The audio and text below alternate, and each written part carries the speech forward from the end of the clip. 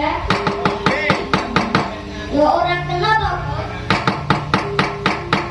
Mergo aturane pemerintah yen arep rabi kuwi umure kakung umur 19 tahun.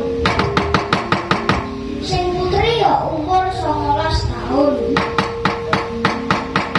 Bener omongane Petruk. Jangan melakukan pernikahan dini.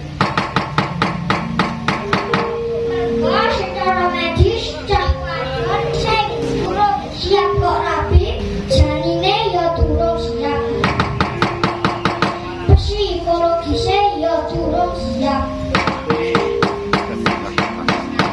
Sing kakung ya nek umur kok rabi ya mesake. Le arep maringi sandhangan.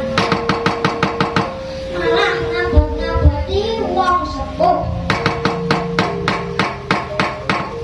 Oh alah, ngono to, Bro. Iwes rencana bar sekolah SMA aku terus arep nganu.